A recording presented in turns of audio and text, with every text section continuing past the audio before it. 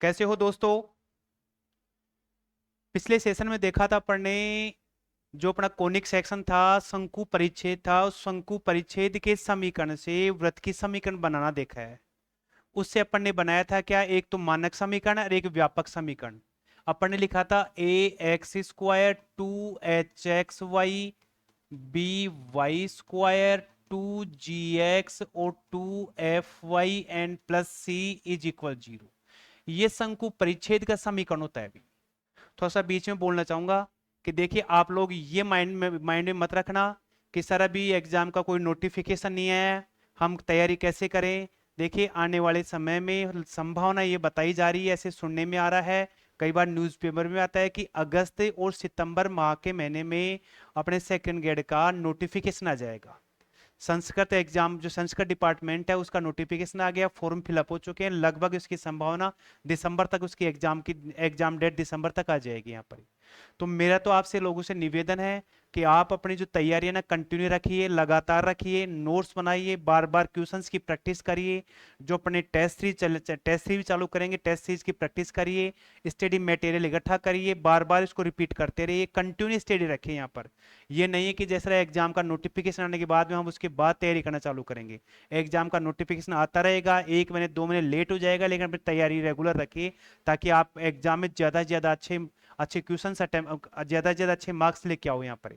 तो अपन अपना टॉपिक चल रहा था दिव्यम निर्देशांक ज्यामिति। देखिए, ये जो दिव्यम निर्देशांक ज्यामिति एक ऐसा टॉपिक है जो बच्चों को सभी को प्रॉब्लम क्रिएट करता है, सभी के सामने इसकी प्रॉब्लम आती है यहाँ पर। तो ये अपने पास में क्या था, ये शंकु परिच्छेद की समीकरण थी भाई। इस शंकु परिच्छेद की समीकरण से चार अलग अलग शेप बनती है। पहली बनती है क्या, वृत्त। दूसरी परवलय, परवलय। तीसरी अपने पास में दीर्घ वृत्त, दीर्घ वृत्त। और चौथी बनती है अति परवलय यहाँ पर, अति परवलय यहाँ पर। ये चार आकृतियां बनती है अपने पास यहाँ पर। अब इन चार में से कौन सी आकृति कब बनती है, तो जो अपने पिछले सेशन में पढ़ा था अपने, ए बराबर बी, ए और बी की वैल्यू अपने पास, ये ए और इस बी की वैल्यू सेम आ जाए, दोनों बराबर हो, और ये जो अपने पास में एच है, इस एच की वैल्यू 0 हो, उस केस में इस शंकु परिच्छेद की समीकरण से ये समीकरण आपकी व्यापक समीकरण में कन्वर्ट हो जाती है यहाँ पर। फिर एक और बता रहा हूं बात आपसे, ये कह रहा हूं कि जो अपन यहाँ पढ़ रहे हैं, इसके क्वेश्चन सोल्व कर रहे हैं, आपको इसको पीडीएफ मिलेगी, हाथ से लिखे हुए नोट्सों की पीडीएफ मिलेगी। जैसे अपना एक टॉपिक पूरा होगा, उस टॉपिक की आपको पीडीएफ आपको अवेलेबल हो जाएगी यहाँ पर। ठीक है, तो देखिए यहाँ पर आप देखिए, क्वेश्चंस की प्रैक्टिस करते रहिए। तो इसमें जब अपने पास ए और बी की वैल्यू इक्वल हो जाती है, बराबर हो जाए, और एच की वैल्यू 0 हो गई, उस केस में अपने पास में क्या बनेगा, वृत्त बनेगा। फिर अपन ने इसकी मानक समीकरण बनाई थी। मानक समीकरण क्या लिखी थी, x माइनस एच का whole square, y minus k का होल स्क्वायर और आर स्क्वायर। ये तो थी अपने पास में क्या, मानक समीकरण यहाँ पर। फिर इस मानक समीकरण से अपन ने क्या बनाया था, व्यापक समीकरण बनाई, x square plus y square plus 2gx 2fy and plus c is equal to, ये कहलाती है भाई व्यापक समीकरण यहाँ पर। इस व्यापक समीकरण से अपने क्या करते हैं, केंद्र के निर्देशांक निकाल, जिसका फॉर्मूला माइनस जी और माइनस एफ होता है। आर का फॉर्मूला बनता है अपने पास में क्या, जी स्क्वायर एफ स्क्वायर माइनस सी। अब यदि पहला केस लिखा था जी स्क्वायर एफ स्क्वायर माइनस सी 0 से बड़ा हो, तो आपका क्या बनता है, वास्तविक वृत्त बनेगा। यदि अपने पास में जी ग्रेटर देन, यदि अपने पास जी स्क्वायर एफ स्क्वायर माइनस सी 0 के बराबर हो, उस केस में बिंदु वृत्त बनता है।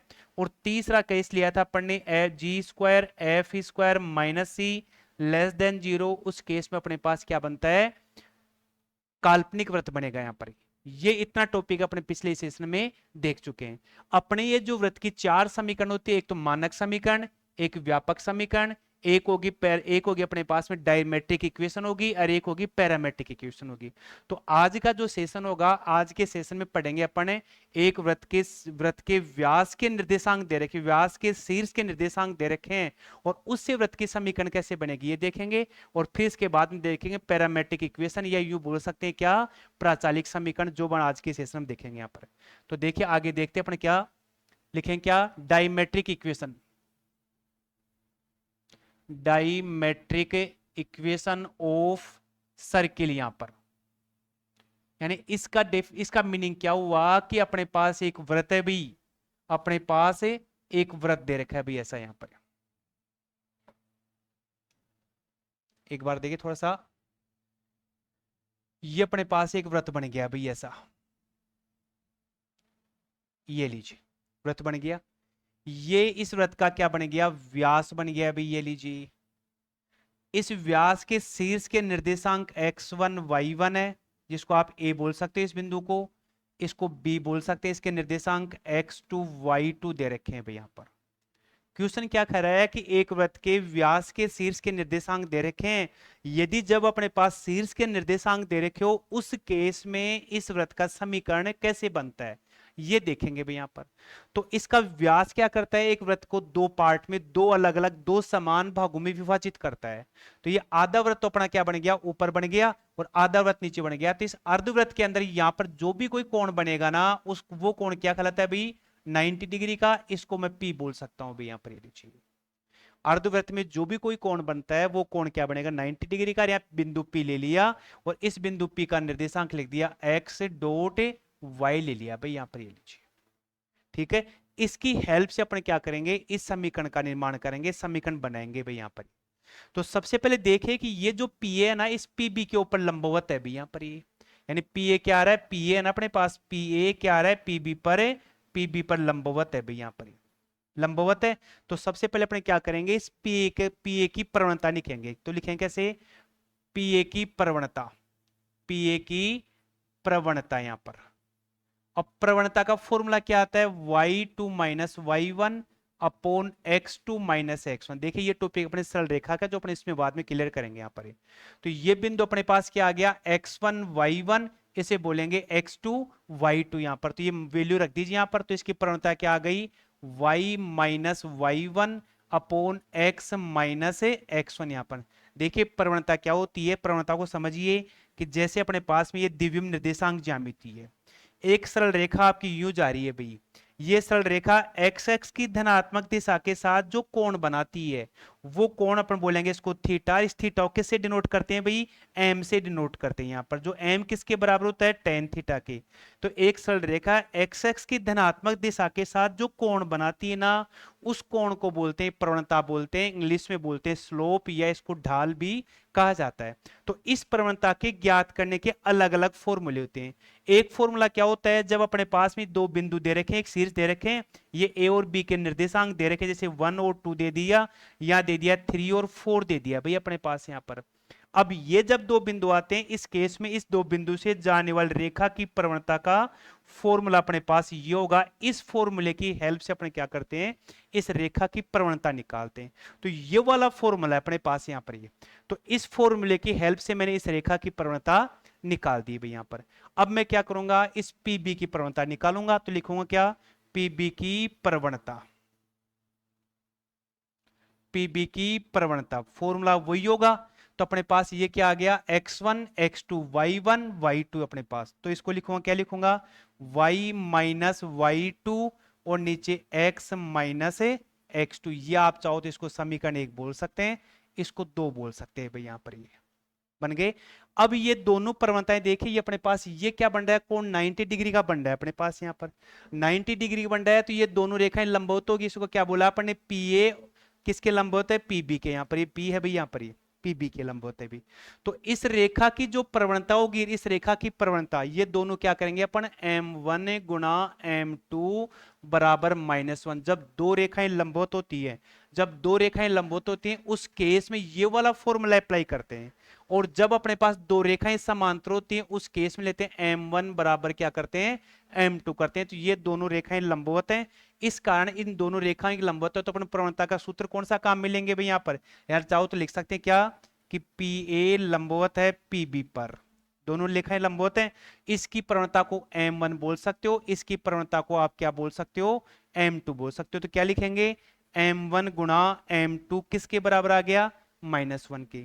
M1 की वैल्यू क्या है अपने पास में, ये M1 की वैल्यू है भाई, ये वाली M2 की वैल्यू है, ये इसमें लगा दो। तो क्या बन गया, y minus y1 upon x minus x1 गुणा दूसरा y माइनस y2 और नीचे x माइनस x2 और माइनस में कितना आ गया, 1 आ गया। तो देखिए आगे अपन थोड़ा सा देख लेते हैं इसको। अब इसको वज्र गुणा करेंगे भाई, इससे वज्र गुणा करेंगे तो अपने पास इसकी समीकरण प्राप्त हो जाएगी भाई अपने पास। देखिए तो ये पूरी लाइन है ना, ये वाली, ये दोनों किससे गुणा होंगी, -1 से। तो क्या बन जाएगा अपने पास यहां पर, मैं लिखूंगा y माइनस y1 गुणा y माइनस y2 बराबर x माइनस x1 और x माइनस x2 और माइनस ये अपने पास ये माइनस का 1 आ गया भाई। यहां पर इसको क्रॉस मल्टीप्लाई कर दिया यहां पर।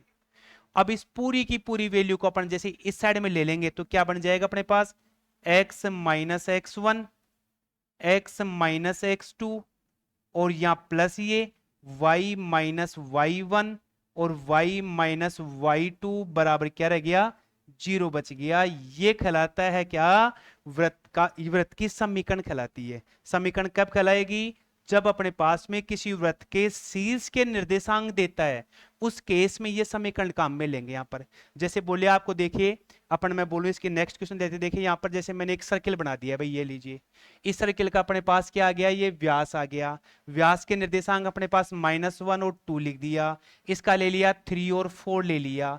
अब वो बोले कि इनकी हेल्प से आप वृत्त की समीकरण बनाओ। तो समीकरण क्या था अपना, x minus x1 into x minus x2 plus y minus y1 and y minus y2 is equal 0। इस समीकरण में ये वाली वैल्यू अपने पास x1 y1 है और ये वाली x2 y2, ये वैल्यू इसमें पुट करेंगे तो अपने पास एक वृत्त की समीकरण बन जाएगी अपने पास। यहां पर क्लियर हो गया। तो इसे बोलते हैं diametric equation of the circle. यहां पर यानी किसी सर्किल की व्यास, किसी सर्किल की किसी वृत्त की समीकरण बनाना किसकी हेल्प से, जब उसके शीर्ष के निर्देशांक अपने पास में क्वेश्चन में दिए हो, उसकी हेल्प से अपन यहां पर इसकी समीकरण बना सकते हैं भाई यहां पर। तो देखिए अब लेते इसके बाद में क्या लेते हैं, प्राचालिक समीकरण बोल दीजिए या parametric form of the circle. यहां पर तो लिखें क्या, पैरामेट्रिक फॉर्म ऑफ सर्किल, या यूं बोल सकते हैं क्या, प्राचालिक रूप। किसका, वृत्त का प्राचालिक रूप, यहां पर यूं बोल सकते हैं भाई यहां पर। अब देखिए सिंपल सा है, ये जो अपने 4 टॉपिक हैं, एक तो अपना मानक समीकरण, दूसरा व्यापक समीकरण, तीसरा डायमेट्रिक इक्वेशन और चौथा पैरामेट्रिक या प्राचालिक रूप किसका, वृत्त की समीकरण का। ये 4 टॉपिक है, ये आपको अच्छी तरह से क्लियर होनी चाहिए। ये 2 टॉपिक अपने पिछली क्लास में देख चुके हैं भैया। अब देखिए प्राचालिक समीकरण कैसे करते हैं। बीच में आपसे बोलना चाहूंगा कि अपन ये मत सोचना कि सर अपने केवल थ्योरी करवा रहे हैं। इसके बाद क्या करेंगे कि जैसे अपना ये 4 टॉपिक हो गए, इन 4 टॉपिक पर आपको क्या किया जाएगा, क्वेश्चन की प्रैक्टिस करवाई जाएगी यहां पर। और उन क्वेश्चंस की आप चाहो तो इनकी पीडीएफ भी आप ले सकते हैं, ये पीडीएफ भी आपको अवेलेबल हो जाएगी यहाँ पर। तो मैं ये आपसे अनुरोध कर रहा हूँ कि आप इस क्वेश्चंस की प्रैक्टिस करिए।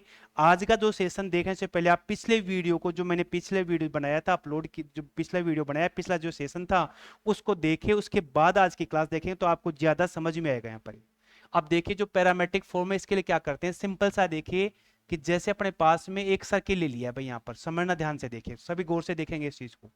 ये अपने पास एक वृत्त बन गया भाई यहां पर, ये लीजिए, ठीक है, ये x हो गया, ये y हो गया भाई अपने पास यहां पर। इस वृत्त का ये जो सेंटर है, इस सेंटर के निर्देशांक में लिख दूं h और k लिख दिया भाई यहां पर, केंद्र के निर्देशांक यहां पर। एक क्या, इस वृत्त की परिधि पर मैंने निर्देशांक ले लिया क्या, x और y निर्देशांक ले लिया भाई यहां पर। तो यहां से यदि मैं इसको यूं मिलाऊंगा तो ये कहलाएगी अपने वृत्त की त्रिज्या, कहलाएगी r कहलाएगी भाई यहां पर, ये त्रिज्या कहलाएगी। अब जैसे ये त्रिज्या है ना, ये त्रिज्या इसकी व्यास के साथ बोलो, यहां पर ये जो कोण बनेगा इसको क्या बोलेंगे अपन, थीटा बोलेंगे भाई यहां पर, ये लीजिए थीटा बोल दिया। तो जैसे ही ये कोण अपने पास यूं घूमेगा, ऐसे घूमता हुआ जाएगा, यूं इस प्रकार से टर्न करेगा, घूमता हुआ यूं पूरा आएगा यहां पर। तो एक पोजीशन क्या बनेगी कि यूं बनता हुआ यूं आएगा यहां पर, लास्ट में जाकर के यूं आकर के ये थीटा क्या हो जाएगा, थीटा की वैल्यू 0, और यूं टर्न करेंगे तो कितनी आ जाएगी, थीटा की वैल्यू 2 पाई, और दोनों एक जगह मिलेंगे तो मीन से टाई हो जाएगा, टाई मीन्स दोनों बराबर हो जाएंगे। उस केस में अपना जो थीटा है ना वो क्या होगा, 0 या 0 के इक्वल, और लेस देन कितना होगा, 2 पाई होगा। तो ये थीटा इसके बीच में अपने पास क्या करेगा, लाई करेगा। अपना सवाल है इसमें क्या कि ये जो एंगल बन रहा है अपने पास में, ये अपने एंगल ले लिया क्या, थीटा ले लिया भाई यहां पर। देखिए इसको ध्यान से थोड़ा सा, तो ये एक वृत्त है। अब मैंने क्या किया, इस बिंदु से इसके ऊपर एक लंब खींच दिया भाई, यहां पर लिख दूं मैं क्या, ये तो ओ अपने पास में, यहां पर ए ले लिया, इसको बी बोल दूं भाई यहां पर, कोई दिक्कत नहीं है, सिंपल सा। देखिए अब मुझे क्या करना है, इस वृत्त की पैरामेट्रिक फॉर्म बनानी है, पैरामेट्रिक इक्वेशन बनानी है, पैरामेट्रिक समीकरण बनानी है यहां पर। बिल्कुल सिंपल सा है। देखिए यहां पर ही मैं पूछूं कि ये जो अपने पास त्रिभुज बन रहा है, त्रिभुज ओ ए बी, मैं ये बोलूं कि इस त्रिभुज ओ ए बी में ओ ए की लेंथ है ना, ये ओ ए, इस ओ ए की लेंथ कैसे निकालेंगे, तो यहां से यहां तक का इस ए का निर्देशांक क्या हो जाएगा, एक्स और जीरो हो जाएगा बेटा यहां पर, ये लीजिए अपन एक्स एक्स पे वाई की वैल्यू जीरो, तो इसका एक्स और जीरो हो जाएगा। तो यहाँ पे यहाँ क्या दे रखा है अपने पास, एच और के दे रखा है भाई यहाँ पर, ये लीजिए ठीक है। तो यहां से ये डिस्टेंस, पूरे डिस्टेंस को क्या लिखेंगे अपने, एक्स माइनस एच से इसको डिनोट किया जा सकता है अपने पास यहाँ पर, ये वाला क्लियर हो गया। तो देखिए ये जो अपने पास पार्ट बन रहा है, इस पार्ट को अपन बोल सकते हैं क्या, एक्स माइनस एच बोल सकता हूं भाई इसको, और ये वाली वैल्यू क्या हो जाएगी अपने पास, वाई माइनस के बन जाएगी भाई यहां पर। ये यहां तक कोई दिक्कत है तो बोलिए, क्लियर हो गया। तो अब आगे देखिए इसमें, तो ये जो ट्राइंगल दे रखा है, सबसे पहले मैं क्या करूंगा, इस ट्राइंगल का कोस थीटा लिखूंगा भाई यहां पर, कोस थीटा। कोस थीटा क्या होगा, लिखूंगा ओ ए, और यहां क्या लिखूंगा, ओ बी लिखूंगा भी, यहां लिख दिया कोस थीटा। ओ ए की वैल्यू अपने पास x माइनस एच, और ओ बी की वैल्यू r। यदि इसको मैं क्रॉस मल्टीप्लाई कर दूं तो क्या आ गया, x माइनस एच इक्वल क्या आ गया, कोस थीटा आ गया भाई यहां पर, ये लीजिए। या यूं लिखा जा सकता है क्या, x is equal h plus r cos theta. ये अपने पास में वैल्यू आ गई किसकी, एक्स कोऑर्डिनेट की वैल्यू आ गई अपने पास, ये लीजिए क्लियर हो गया। ऐसे मैं क्या करूंगा, साइन थीटा की वैल्यू बनाऊंगा। साइन थीटा क्या बनेगा इसका भी यहां पर, मैं लिख सकता हूं A B upon O B लिख सकता हूं। तो लिख दिया मैंने क्या, साइन थीटा, ए बी की वैल्यू वाई माइनस के, ये अपने पास आर, तो y minus k r sine theta बन गया अभी। तो वाई किसके इक्वल आ गया अभी, वाई किसके इक्वल आ गया अपने पास, थोड़ा सा इसको ठीक करो, Y is equal k plus r sine theta आ गया भाई अपने पास, ये लीजिए ये बन गया अपने पास यहां पर। अब यदि आप इसको ऐसे सोल्व करना चाहो तो ये जो वैल्यू आ रही है ना, ये x का कोऑर्डिनेट आ गया, और ये क्या आ गया अपने पास है, y का कोऑर्डिनेट आ गया भाई यहां पर। अब मैं यदि यहां पर ऐसे करूं कि ये अपने पास जो समीकरण बनी, x बराबर h plus r cos theta, और y बराबर के प्लस आर कोस थीटा, इसी समीकरण को मैं ऐसे भी लिख सकता हूं क्या, कि इसको लिख दूं x minus h is equal r cos theta, या क्या लिख सकता हूं, x minus h upon cos theta, किसके इक्वल आया भाई, आर के इक्वल आ गया। इसको भी ऐसे अरेंज कर दो, तो यहां क्या बन जाएगा, y minus k upon sine theta, और यहां क्या आ गया, आर आ गया। अब ये जो मेरे पास वैल्यू आ रही है, या इसको बोल दो और या इसको बोल दो, ये अपने पास क्या कहलाएगी, इस वृत्त की प्राचालिक समीकरण कहलाएगा, प्राचालिक रूप कहलाएगा यहां पर। अब यदि आप इसका क्या करें, स्क्वायर करके जोड़ दें, यहां पर देखिए इसको देखते हैं यहां पर, इसको और इसको यदि वर्क करके जोड़ेंगे तो अपने पास एक वृत्त की समीकरण बन जाएगी यहां पर। तो देखिए आगे की सेशन, आगे देखते हैं इसको। तो यहां क्या आया था अपना, एक आया x minus h cos theta y minus k, तो यहां लिखें क्या, x minus h upon cos theta, ये आर की वैल्यू। एक आया था y minus k upon sine theta, ये भी आर की वैल्यू। समीकरण एक बोल सकते हो इसको, समीकरण दो बोल सकते हो। एक व दो को, दो का वर्ग करके जोड़ने पर, इन दोनों को वर्ग करके जोड़ूंगा तो क्या बनेगा, इधर देखिए, यहां तो बन गया x माइनस एच का होल स्क्वायर, और यहां आ गया अपने पास में क्या, कोस स्क्वायर थीटा, इधर आ गया आर स्क्वायर यहां पर। चलो पहले वर्ग कर लेता हूं, फिर बाद में जोड़ लूंगा मैं। इधर क्या किया भाई यहां पर, y माइनस के का होल स्क्वायर, और यहां बन गया साइन स्क्वायर थीटा, और यहां बन गया आर स्क्वायर। अब क्रॉस मल्टीप्लाई करेंगे तो अपने पास क्या बन जाएगा, यहां आ गया क्या, r square cos square theta, या y माइनस के का whole square r square sine theta. अब क्या करेंगे, इस समीकरण को और इस समीकरण दोनों को जोड़ दूं, तो जोड़ने पे क्या बनेगा, x माइनस एच का whole square y minus k का होल स्क्वायर और r square cos square theta और r square sine square theta. इसको सोल्व करेंगे तो क्या बनेगा अपने पास, x square plus h square minus two h x, यहां पर माइनस टू एच एक्स यहां पर। फिर दूसरा वाई स्क्वायर के square minus to k Y यहां पर। और यहां से अपना ये आर स्क्वायर कॉमन ले लूं, यहां से ये आर स्क्वायर कॉमन ले लूं तो मेरे पास यहां बराबर में क्या आ जाएगा, आर स्क्वायर और sine square plus cos square की वैल्यू क्या हो जाएगी, 1 हो जाएगी। अब इसको लिखे यहां पर एक्स स्क्वायर क्रम से लिख दो वाई स्क्वायर और यहां क्या रह गया, two h x y two k y और लास्ट में अपने पास रह गया एच स्क्वायर और के स्क्वायर। इस आर स्क्वायर को आप इधर यहां पर ले सकते हैं। ये जो अपने पास क्या रहे कांस्टेंट वैल्यू और ये भी अपने पास क्या था, माइनस में था भाई। तो इन दोनों को अपन ने क्या किया था, प्लस में करके लिखा था। तो अपने पास समीकरण क्या आ गई, Y square plus two g x और टू एफ वाई और इसको लिख दिया भाई अपन ने क्या, सी।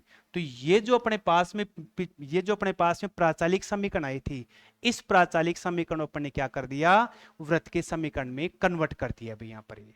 तो वापस एक बार और देखिए इसको, यहां जो अपने पास आया था, ये जो वैल्यू आ रही थी अपने पास में, इसको भी अपन यहां से सोल्व कर सकते हैं। देखिए इसका यदि स्क्वायर करके प्लस करूं मैं यहां पर, इसको स्क्वायर स्क्वायर करूं तो यहां क्या बन गया अपना, एक्स स्क्वायर और प्लस करूंगा तो इधर क्या आ गया, वाई स्क्वायर आ गया। इसका स्क्वायर करूंगा तो अपने पास वही वैल्यू सेम ऐसे कैसे आएगी, या यू बोल दूं दूसरा ऐसे ही बोल सकते हैं इसको। देखिए दूसरी फॉर्म में आप इसको ऐसे ही बोल सकते हो, कैसे कि यदि उस वृत्त के केंद्र के निर्देशांक अपने पास इस एच और के की वैल्यू 0 होगी, उस केस में क्या बनेगा। तो वो नोट लिख लीजिए भाई यहां पर, ये लीजिए। देखिए क्या कि अपने पास क्या आया था, x is equal h plus r cos theta, y is equal k plus r sine theta. ये था अपने पास यहां पर। अब मैं बोलूं, जब वृत्त का केंद्र मूल बिंदु पर हो, मूल बिंदु पर स्थित हो तो तो मूल बिंदु के निर्देशांक क्या होंगे, मूल बिंदु के क्या हो जाएंगे निर्देशांक, 0 0। तो यहां एच और के की वैल्यू क्या हो जाएगी, 0 हो जाएगी। ये वैल्यू इसमें पुट कर दो तो x इज इक्वल क्या रह गया, आर कोस थीटा, या क्या रह गया, y इज इक्वल क्या रह गया, आर साइन थीटा रह गया। अब मैं इसका स्क्वायर करूं तो x square r square cos square theta या y square r square sine square theta. इन दोनों को जोड़ूंगा तो x square y square r square इन दोनों में कॉमन आएगा, मेरे पास cos square theta plus sine square theta यहां बच जाएगा, इसकी वैल्यू 1।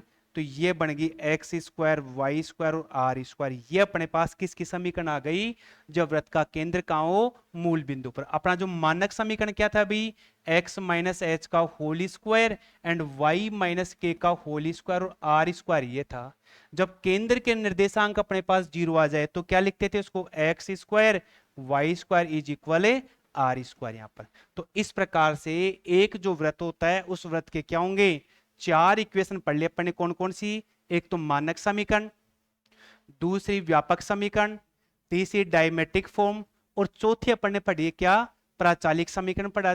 प्राचालिक समीकरण या पैरामेट्रिक फॉर्म बोल सकते हैं यहां पर। अब देखिए इसका एक छोटा सा अपन एग्जांपल ले लेते हैं क्या, देखिए इसका छोटा सा एग्जांपल। जैसे मैं एग्जांपल लिखूं या क्या, कि जैसे लिख दिया क्या कि x square y square plus 4x plus 6y और यहां लिख दिया 1 इज इक्वल 0। ये एक अपने पास सर्किल दे रखा है भाई यहां पर, ठीक है, सर्कल दे रखा है। इस सर्कल के केंद्र के निर्देशांक और त्रिज्या ज्ञात करो भाई यहां पर। तो केंद्र का निर्देशांक का फॉर्मूला क्या आता है भाई, माइनस जी और माइनस एफ आता है। त्रिज्या का फॉर्मूला आता है g square f square minus c is equal 0 आती है अपने पास यहां पर। इसकी हेल्प से ये निकालेंगे। तो देखिए सबसे पहले वृत्त की समीकरण चेक करने के लिए ये जो अपने पास एक्स स्क्वायर वाई स्क्वायर के जो गुणांक है कोफिशिएंट, ये दोनों सेम आने चाहिए, बराबर आने चाहिए, ये सेम है। तो इसकी अपन किससे तुलना करेंगे, व्यापक समीकरण से, x square y square two g x and 2fy plus c is equal 0। यहां पर x का गुणांक 2g, यहां कितना 4, तो क्या लिख दिया 2g इक्वल कितना 4। यहां क्या आ गया 2f, यहां कितना 6, तो g की वैल्यू कितने आ गई 2 आ गई, f की वैल्यू कितने आ गई 3 आ गई, और ये अचर पद अपने पास c की वैल्यू आ गई भाई अपने पास यहां पर। तो केंद्र क्या आ गया, c की वैल्यू क्या आ गई -2 और -3, ये तो अपने पास क्या बन गया केंद्र बन गया। और त्रिज्या निकालेंगे, त्रिज्या के फॉर्मूले के लिए यहां क्या लिखेंगे -2 का स्क्वायर -3 का स्क्वायर और -1, इसको सोल्व करूंगा तो मेरे पास उस वृत्त की त्रिज्या, वो त्रिज्या आ जाएगी 9 और -1 क्या आ गया √13 में से एक कम करो कितना 12। यानी यूं बोल सकता हूं क्या कि 2√3 ये एक वास्तविक वैल्यू है, तो अपने पास ये जो सर्किल होगा ना वो क्या होगा एक वास्तविक सर्किल होगा। अब देखिए ये तो क्या अपना लॉन्ग मेथड है, इसकी मैं शॉर्ट ट्रिक बताता हूं भाई। यहां पर ये लीजिए, इसकी देखे यहां पर शॉर्ट ट्रिक देखे, तो जितने भी अपने क्वेश्चंस होंगे देखिए, अपन जो लॉन्ग मेथड है ना ये एक एकेडमिक मेथड है। यदि आप क्वेश्चंस को ऐसे सोल्व करेंगे तो आपके क्वेश्चन, ये माने कि एग्जाम में अपना 2.5 घंटा मिलता है, 2 घंटा और 30 मिनट मिलती है, उतने में आप 20 25 30 40 क्वेश्चन अटेम्प्ट कर पाएंगे। आप क्वेश्चन को जितने शॉर्ट ट्रिक से सोल्व करेंगे क्वेश्चन ज्यादा से ज्यादा आपके अटेम्प्ट होंगे। तो अपना यहाँ जो क्वेश्चंस की प्रैक्टिस होगी ना, अपना फोकस रहेगा कि मैं ज्यादा से ज्यादा क्वेश्चंस को शॉर्ट ट्रिक से सोल्व करूं यहाँ पर। अब देखिए इसकी शॉर्ट ट्रिक क्या है कि कोई भी आपकी वृत्त की समीकरण होगी, देखिए शॉर्ट ट्रिक है, आपको पढ़नी पड़ेगी, तैयारी करनी है तो आपको शॉर्ट ट्रिक रटनी पड़ेगी, याद करनी पड़ेगी यहाँ पर। तो सबसे पहले चेक करेंगे भाई ये मेरे वृत्त का समीकरण है क्या, तो सबसे पहले आप देखिए कि ये वैल्यू सेम आ गई मेरी, यहां पर ये लीजिए ये वैल्यू सेम आ गई। तो फिर अपन क्या करते हैं, ये जो x और y के जो गुणांक होते हैं ना, इन गुणांकों को आधा करके चिन्ह साइन चेंज कर दो इनका। ये जो गुणांक अपने पास में, गुणांक कितना 4, इसका गुणांक कितना 6, आधा करो 2, इसका कितना 3, इनका साइन चेंज कर दीजिए। ये क्या आ गया उस वृत्त का केंद्र आ गया। डायरेक्ट आप इतना लंबा मेथड न करके ऐसे आप सोल्व कर सकते हैं यहां पर। तो अपना फोकस क्या रहेगा, ज्यादा से ज्यादा क्वेश्चन को सोल्व करना, उन क्वेश्चंस को शॉर्ट ट्रिक से सोल्व करना, ये अपना ज्यादा से ज्यादा फोकस रहेगा। इसलिए मेरी आपसे रिक्वेस्ट है कि आप मेरे चैनल पे बने रहिए, लगातार देखते रहिए, पिछला सेशन जरूर देखना ताकि आज का सेशन आपको क्लियर हो सके। और अपन जो भी जितने यहाँ पे स्टडी मटेरियल होगा, यहाँ पर जो अपन वर्क कर रहे हैं वो वर्क पूरा पीडीएफ के रूप में आपको अवेलेबल हो जाएगा यहाँ पर। आपको यदि ये वीडियो पसंद आया तो इस वीडियो को शेयर करो, लाइक करो और सब्सक्राइब करो, ताकि मुझे आगे इस पे ये जो टॉपिक चल रहे हैं या जो मैं क्लासें ले रहा हूँ, मुझे मेरा मनोबल बढ़े कि अपन अच्छा से अच्छा वर्क करने की कोशिश करेंगे यहाँ पर। थैंक्स। नेक्स्ट सेशन में अपन पढ़ेंगे क्या, ये जो अपने 4 टॉपिक करवा दिए मैंने, मानक समीकरण, दूसरा व्यापक समीकरण, तीसरा अपने पास में कौन सा था डायमेट्रिक फॉर्म, और चौथी थी अपने पास में क्या पैरामेट्रिक फॉर्म। इन पर बेस्ड क्वेश्चन चलेंगे और सारे के सारे शॉर्ट ट्रिक में होंगे। तो इसलिए आप नेक्स्ट सेशन के लिए आप इंतजार करिए। बाकी ये दोनों जो क्लास अपनी वो गई हैं, इन दोनों को पढ़ के तैयार करिए, नोट्स बनाओ, रिटर्न वर्क करो। कहीं यदि आपको प्रॉब्लम आ रही है तो आप मुझे कमेंट करके पूछ सकते हैं। थैंक्स।